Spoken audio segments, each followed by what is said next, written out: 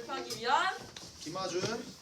이시원, 박현영, 허가연. 이윤진이라고 합니다.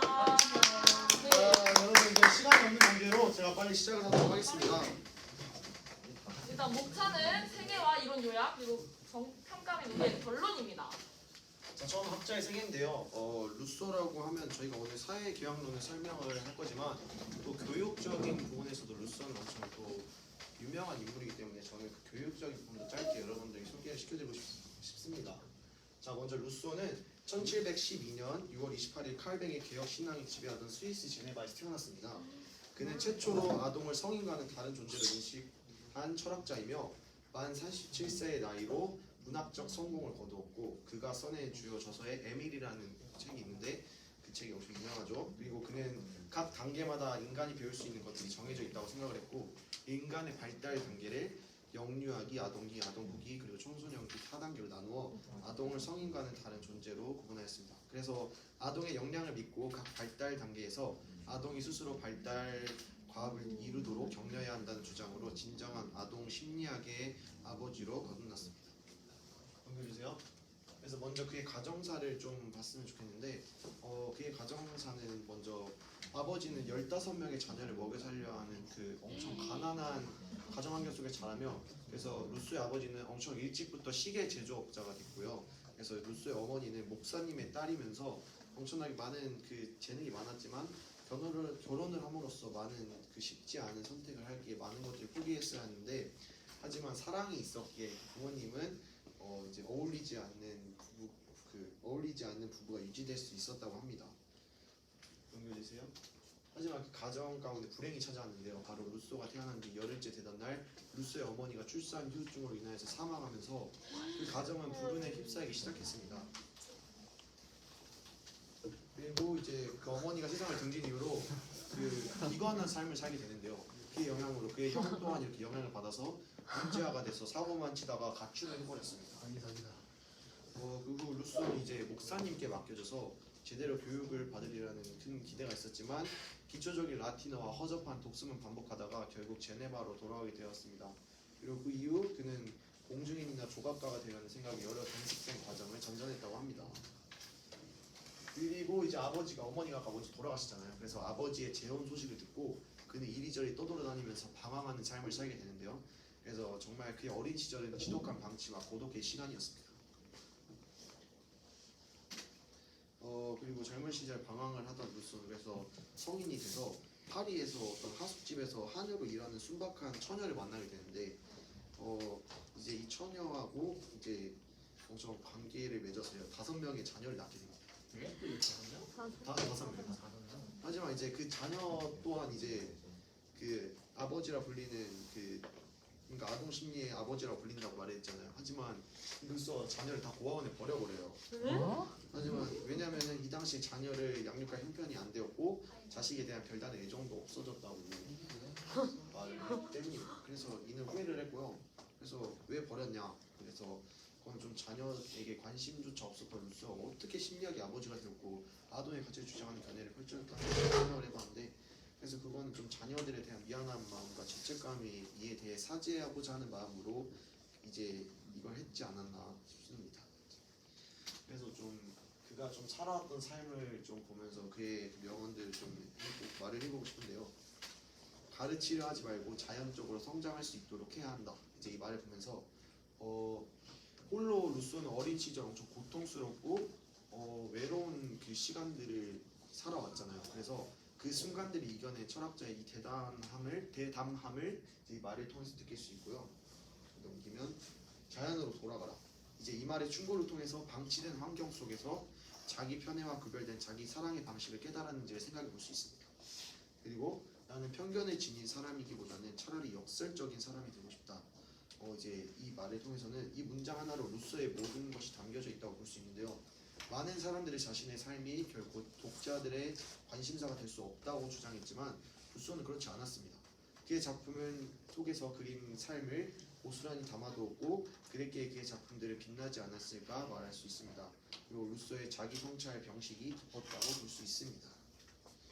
여기까지 이제 생애를 마무리하고 학자 이론으로 넘어가도록 하겠습니다. 다음은 학자의 이론 요약인데요. 학자의 이론 요약에 설명하기 앞서서 학자가 총 3명, 로크와 홉스 그리고 루소가 있는데 저희는 이 세 가지 이 사상가들의 주장을 아주 짧고 굵게 정리를 해보았습니다. 전에 먼저 사회계약론이란 무엇일까요? 쉽게 말해서 사회계약론을 설명하기 앞서서 사회계약론 이전에는 국가의 권위는 인간에게 주어진 자연법 혹은 신 등의 존재에 의존하고 있었는데 계몽주의 시대 전에는 그 안에 가톨릭과 기독교적인 어떤 그런 신을 의지하는 그런 사상들이 많이 주입되어 있어서 조금 이렇게 신이 왕에게 권한을 부여했다. 따라서 우리는 왕에게 절대적으로 따라야 한다라는 그런 왕권 신수설에 대해서 많이 의지를 하고 있었는데요. 넘겨주세요. 네, 이렇게 넘겨주세요. 그런데 사회계약론, 계몽주의 시대 이후 사회계약론이 등장하기 시작합니다. 사회계약론이란 넘겨주세요. 혹은 국가가 계약을 통해서 즉 자유로운 개인들의 합의를 통해 인위적으로 만들어졌다는 이론인데요. 사회계약론이 왜 특별하냐? 자연과 신으로부터 독립적인 인간의 사회 질서를 이제 본격적으로 신과 분리시켜서 만들어보려는 시도였기 때문에 특별하다고 볼 수 있습니다. 제가 앞서 말씀드렸던 것처럼 저희는 루소와 홉스 그리고 로크에 대해서 사상에 대해서 짧게 조사를 해봤는데요. 사회계약론 자체가 너무 방대하기 때문에 넘겨주세요. 네, 저희는 4가지 틀에 맞춰서 했습니다. 첫 번째는 그들이 주장했던 정치 형태, 두 번째는 그들이 주장하는 자연 상태는 어땠는지, 그리고 그들이 이야기할 때 인간의 본성은 어땠는지, 그리고 마지막으로 그들의 주장하는 국가는 어땠는지에 대해서 설명드리도록 하겠습니다. 먼저 루소인데요. 네, 넘겨주세요. 네, 루소는 시작하기 먼저 앞서 일반 의지에 대한 정의를 말씀드릴 건데요. 공동의 이익 또는 공공의 복지를 추구하는 의지를 일반 의지라고 정의를 할 수 있고, 루소는 국민 주권론을 주장하면서 일반 의지에 입각한 정치 공동체를 구성해야 된다고 주장하였습니다. 또 루소의 정치 형태는 민주공화정, 국민주권론이라고 써있죠, 저기. 민주공화정의 정의는 민주공화국은 엄격한 의미로는 민주주의와 공화제를 모두 다 실시하고 있는 국가를 의미하는 것이고, 국민주권은 국가의 정치 형태와 구조를 최종적으로 결정하는 권력이 국민에게 있다는 원리이며 주권의 소재는 국민에게 있다는 원리입니다. 또한 루소의 정치 형태는 직접 민주주의 형태를 띠고 있었는데요. 루소는 주권은 다른 누군가에게 양도될 수 없는 것으로 국민이 소유해야 하며 직접 행사해야 된다고 보고 있습니다. 루소는 대의제 민주주의에 의해 대의제 민주정치는 대표를 선거하는 동안에만 일반 국민들이 자유로울 수 있으며 대표가 선출된 후 국민은 다시 노예 상태로 돌아간다고 주장하였습니다.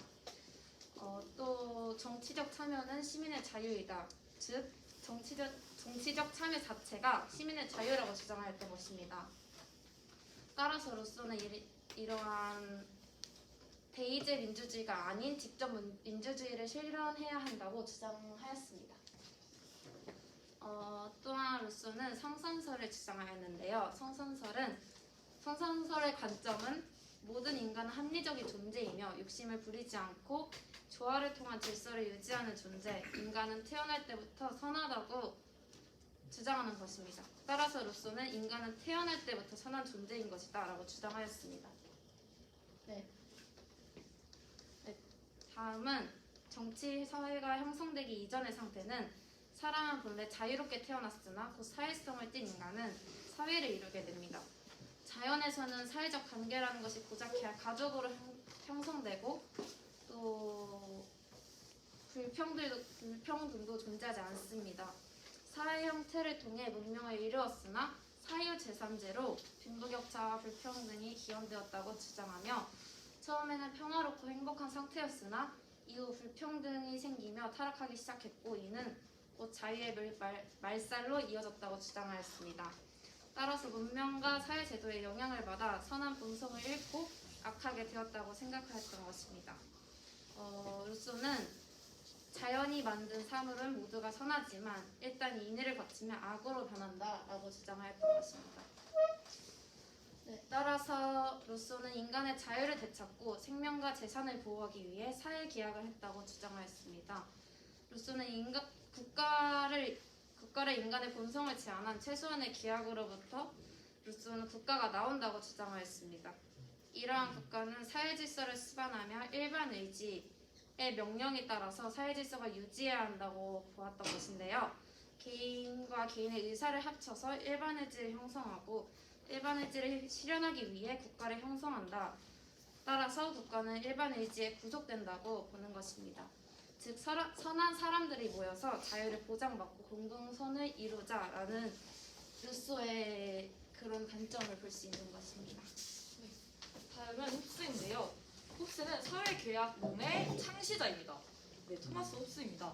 이 사람은 정치 형태를 전제군주정으로 주장을 했는데요. 전제군주정이란 나라의 모든 권력을 군주가 쥐고 군주의 뜻에 따라 정치를 하는 제도를 의미합니다. 그렇다면 왜 홉스가 전제군주정을 주장했는지 지금부터 알아보도록 하겠습니다. 넘겨주세요. 네. 네, 일단 먼저 홉스는 인간의 본성에 대해서 성악설, 즉 이기적이라고 했는데요. 자연 상태에서의 인간은 홉스의 주장에 따르면 인간은 외롭고 더럽고 가난하며 동물적이고 단면적인 당명적인 존재에 불과하다. 규범의 통제가 없는 자연 상태에서 개인은 자신의 이기심을 충족시키기 위해서 모르는 사람에 대한 갈등과 대립의 상황에 놓인다고 파악되었는데요. 좀 쉽게 설명을 드리자면 홉스는 인간이 악하기 때문에 자신의 개인, 사익을 위해서는 서로 갈등과 대립의 상황에 놓일 수밖에 없다. 규제가 없으면이라고 주장하고 있습니다. 넘겨주세요. 네. 그래서 홉스는 자연 상태에 대해서 이렇게 얘기하고 있는데요. 가장 유명한 말이죠. 넘겨주세요. 만인에 대한 그렇죠. 만인에 대한 투쟁 상태. 이 말은 근데 이 말뿐만 아니라 또 홉스는 인간은 인간에 대한 늑대이다라고 이야기를 하고 있는데요. 이 말은 인간은 다른 한정된 자원을 두고 규율이 없으니까 경쟁하고 싸우다 보면 서로를 불신하게 되고 상대를 죽이거나 상대의 것을 침략하게 됩니다. 그래서 이 때문에 로크는 자연 상태에서 항상 인간은 전쟁 상태에 있다고 주장했는데요. 정의도 부정의도 선도 악도 어떠한 기준도 없는 극도로 혼란스러운 이 자연 상태에서 사람들은 항상 두려울 수밖에 없다고 홉스는 주장합니다. 말 그대로 갈등과 대립 상태에 놓이게 된다는 것이죠. 그래서 이러한 자연 상태에서 벗어나고 싶어하며 평화를 바라는 개인들의 계약을 통해 홉스의 사회계약론이 탄생하게 됩니다.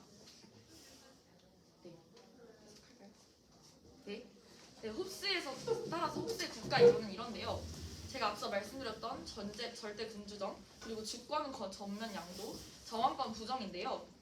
일단은 홉스 개인은 앞서 설명한 자연 상태, 계속해서 갈등하는 그 상태를 극복하기 위해서 계약을 통해 국가를 구성했다고 보고 있다고 말씀드렸잖아요.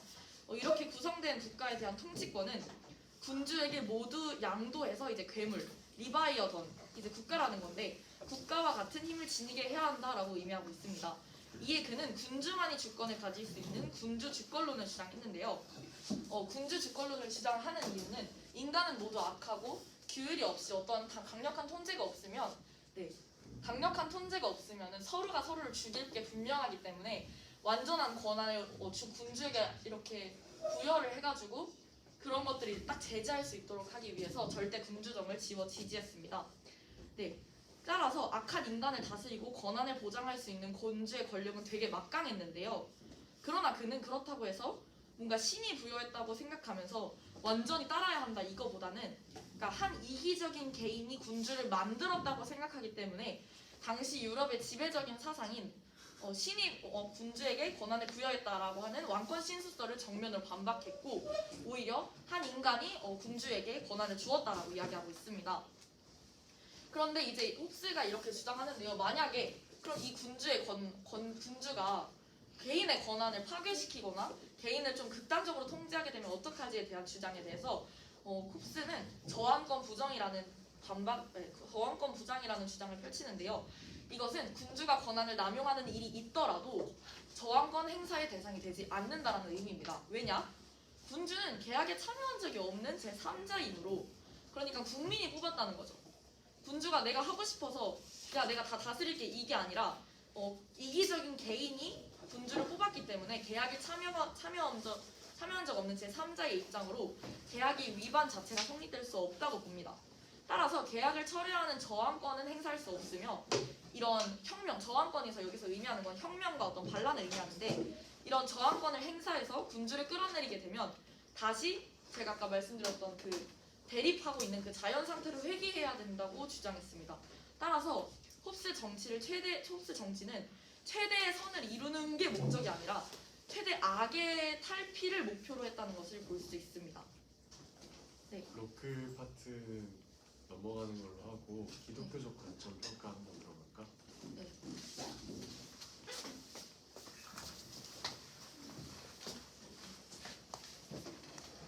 예, 기독교적 관점으로 루소를 먼저 비판과 혹은 기독교 관점으로 성경적으로 평가를 해보자면 이런 거 있어요. 예, 루소는 어떻게 보면 세계 최초의 해체주의라고 봐도 무방합니다. 넘겨주세요. 이제 루소가 사회개혁론에서 쓴 문헌을 잠깐 인용해보자면 권리라는 이 말은 힘이라는 의미에 불과하다라고 말해져 있는데요. 이것은 그러니까는 실제로 있는 선함적이 존재하거나 그런 식으로 우리가 치부해봤던 권위 혹은 법, 규정적인 힘 그런 것이 아니라 물리적이게 혹은 경쟁적이고 자연적이게 발생하는 그런 힘들로 이제 세상과 도덕의 발생을 이제 봤기 때문에 어떻게 보면 이렇게 도덕을 붕괴시켰던 이런 계열의 시초라고 볼 수도 있는데요. 때문에 법들 중에서도 규정되어 있는 원래부터 있다고 주장하는 그런 법이 아니라 인간의 사회 도덕 혹은 도덕률 같은 것을 먼저 우선으로 여겼습니다. 네. 그리고 보편적 의지는 공통된 이익에만 관계되어 있다라고 했는데요. 잠시만요. 네, 그러니까는 이제 죄와 의욕을 죄로서 보거나 인간의 병적인 것으로 보는 것이 아니라 이제 가공할 수 있고 그리고 이것을 이제 나아갈 수 있고 긍정할 수 있는 그런 관점으로서 바라봤습니다. 그러니까 이 사람은 어떻게 보면은 성경과는 거리가 멀다고 볼 수 있죠. 시당초에 홉스를 비판할 때도 이 사람은 홉스에 대한 정치적 견해보다는 사회적 견해보다는 종교적 견해로 이제 비판하는 점이 많습니다. 주시면 그래서 여러분 혹시 이 사람은 아시나요? 이름 써있네요. 모릅니다. 자크 대리 아닌가요? 네, 자크 데리다라는 거. 여러분 그 프랑스 해체주의자 3명 누가 있었죠? 준영 쌤이 말해주실 수 있나요? 프랑스 해체주의 3인방. 프랑크푸르트 아빠 안토니오 그람시요. 네. 푸코하고 들레즈하고 이렇게 대리당이 있는데요. 이제 루소의 이런 사상은 이제 해체주의한테 오히려 가공되기는 경우까지 있는데요. 데리다 같은 이 900페이지짜리 어떤 드라마톨로지라는 내용이 있는데요. 이게 유럽에서는 인정 안 해줘요. 우리나라하고 미국엔 유명한데 왜냐면 이게 내용은 또 난해하고 이렇게 긴데 이게 내용 절반 이상이 루소 책, 그러니까 언어의 기원에 대한 실론, 불평등의 기원, 인간 불평등 기원론, 사회개혁론 이런 것만 이제 계속 베껴오는 것처럼 써대니까는 이 사람들 논란이 많은 책이긴 한데 데리다 이 해체주의의 시초인 이 사람이 해체라는 개념을 만든 거거든요. 네, 그런 시초인 데리다도 이제 루소의 대부분을 인용을 한 것을 알 수 있습니다. 네, 그리고 이제 세상을 인간 중심으로 본다기보다는 사회적인 면으로서 이제 세상을 보기 때문에 기독교를 경멸하는 그런 성향이 있습니다. 이제 이 사회개혁론의 마지막 부분에 보면은 이제 기독교에 대한 어떠한 상당한 이제 외설적인 이제 비하 발언이라든가 그런 내용들이 들어있는데요. 기독교만큼 사회 정신에 어긋나는 것이 있는가 막 이런 식으로 써있거나 아니면 기독교와 공화국은 애초에 기독교 공화국 이런 것은 애초에 같이 말할 수가 없다. 이것은 서로 양립할 수가 없다. 이렇게 말을 합니다.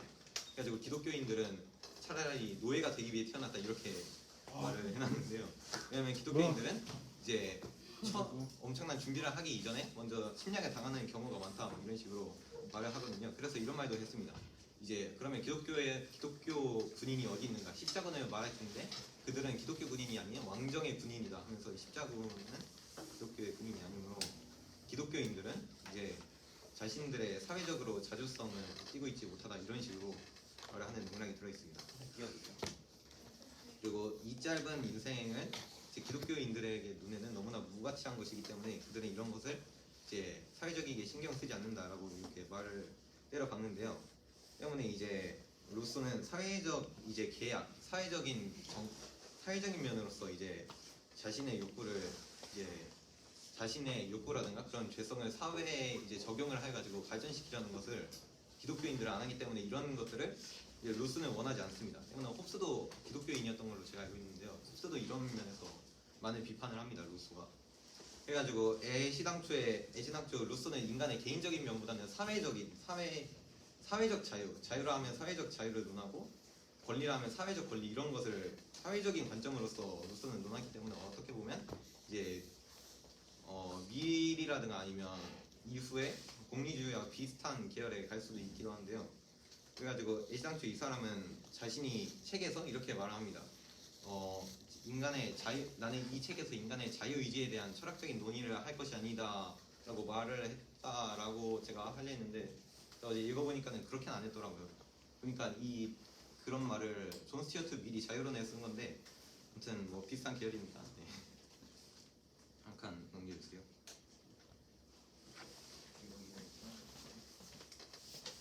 다음은 루소는 이제 기독교적인 문제를 부정하고 있다입니다.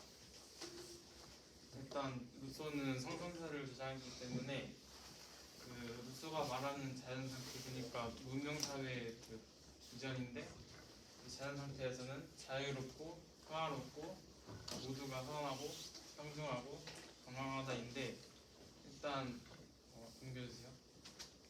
일단 기독교적 관점에서는 이미 인간은 그 신학가를 따먹은 시점에서 이미 타락을 했으므로 문제가 있는데 일단 따라서 사회가 인간을 타락시켰다고 주장하는 루소의 관점과는 일단 근본적으로 다르게 되었고요.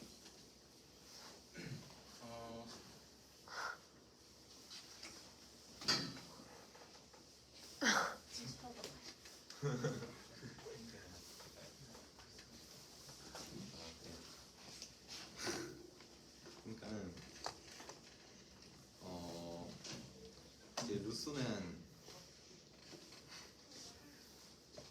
이제 루소가 글을 작성했을 때 인간의 권리를 이제 높이는 목적으로 했을 거 아니에요.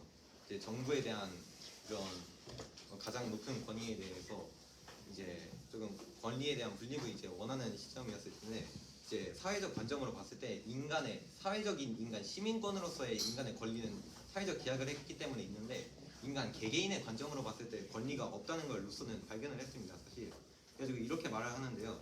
이제 시민권을 가진 그런 시민이 1만 명이 있다면 개인과 시민의 싸움은 1대 1만이기 때문에 개인은 이제 넘어설 수 없다 뭐 이런 식으로 개인에 대한 불합리를 이미 들춰냈는데요. 하지만 루소의 목적은 개인의 인권이 너무 낮다 이것만을 말하려는 게 목적이 아니었기 때문에 분명 당황했겠죠. 그래가지고 1장에서부터 이런 내용을 바로 덮어버립니다. 뭐라 했냐면 아까도 언급됐지만 인간은 태어날 때에는 자유로웠는데 어디서나 노예가 되어 있다라면서 이제 이런 일단 개인의 인권에 대한 문제를 아주 간단하게 이제 까버리고 넘어갑니다.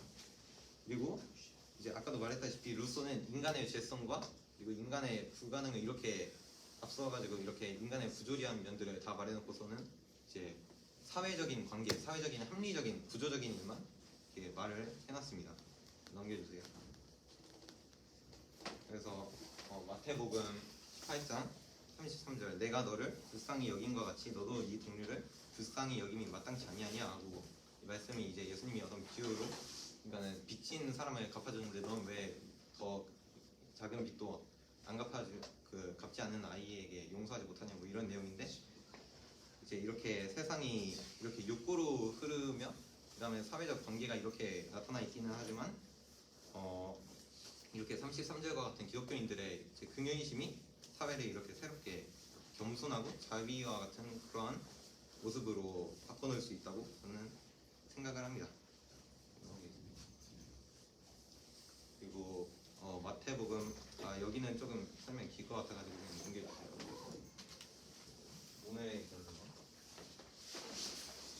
그래서 저희가 시간이 있는 관계로 다 하진 못하겠지만 네, 저희의 결론은 이렇습니다. 저희는 일단 성경적 세계관으로 사회계약론을 보는 것이 매우 중요하다는 생각이 들었는데요.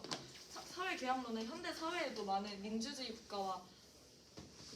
국가를 토대로 하고 있는 대한민국으로서 사회계약론이 얼마나 많은 영향력을 미쳤는지 조사하면서 이것을 성경적으로 어떻게 분별해야 하는지 그리고 이것을 어떻게 우리가 봐야 하는지에 대해서 조금 중요하게 생각이 들었고요. 그리고 이 조사를 통해서 단순히 사회계약론이 그냥 이론에 불과한 것이 아니라 이것이 어떻게 변형되어서 우리에게 영향을 미치고 있는지 그리고 앞으로 후세에도 어떤 영향을 미칠 것인지에 대해서 좀 많은 조사를 통해서 깨닫게 된 시간이었던 것 같습니다.